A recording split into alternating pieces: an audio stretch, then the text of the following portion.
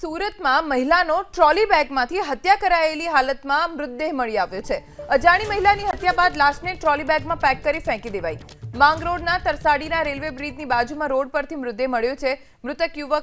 મૃતક મહિલાની વય 25 વર્ષની હોવાનું પ્રાથમિક અનુમાન છે। કોસંબા પોલીસે ઘટના સ્થળે પહોંચીને સમગ્ર મામલે તપાસ શરૂ કરી છે।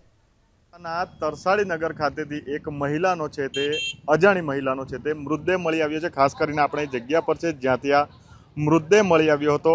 આ હાલ છે તે તરસાડી નગરપાલિકાની જે ગટર લાઇન છે તેનું કામ ચાલી રહ્યું છે અને અહીં છે તે જે ખાડો ખોદવામાં આવ્યો હતો પાઇપલાઇન માટે તે જગ્યા પર ખુલ્લી જગ્યા હતી અને અહીંથી એક સુટકેસ છે તે મળી આવી હતી। ખાસ કરીને સામે જ છે તે એક પ્રખ્યાત કંપનીની કારનો શોરૂમ છે અને તેના જે કર્મચારી છે તે ખાસ કરીને વહેલી સવારે અહીં આવ્યા હતા અને તેમણે છે તે આ બેગ અહીં જોઈ હતી અને તાત્કાલિક છે તે પોલીસને જાણ કરી હતી અને ત્યારબાદ પોલીસ ઘટના સ્થળે પહોંચી અને સુટકેસનો કબજો લઈ અને સુટકેસ ખોલતા અંદરથી પોલીસ પણ ચોંકી ઉઠી હતી।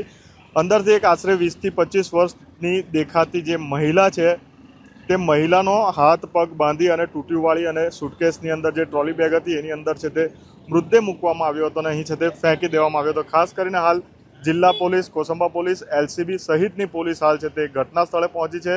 આ વિસ્તારના તમામ જે સીસીટીવી કેમેરાસ છે તે ચેક કરી રહી છે। મહિલા કોણ છે તેની ઓળખ માટે પણ પોલીસે તપાસ હાલ છે તે શરૂ કરી દીધી છે। ખાસ કરીને આ મૃતદેહ રાતે કેટલા વાગે ફેંકવામાં આવ્યો હતો, કોણ હતા, મોટરસાઇકલ પર આવ્યા હતા કે કારની અંદર આવ્યા હતા, તે તમામ પ્રકારની તપાસ હાલ છે તે પોલીસ કરી રહી છે। ખાસ કરીને મહિલાના જે મૃતદેહ મળ્યો છે તેના હાથ પરથી એક ટેટુ પણ ચિતરેલું મળી આવ્યું છે જેની અંદર કે અને એસ લખેલો હતો। હાલ પોલીસ એ દિશામાં પણ તપાસ કરી રહી છે। ઇન્દ્રમલ શાહ, એબીપી અસ્મિતા, સુરત।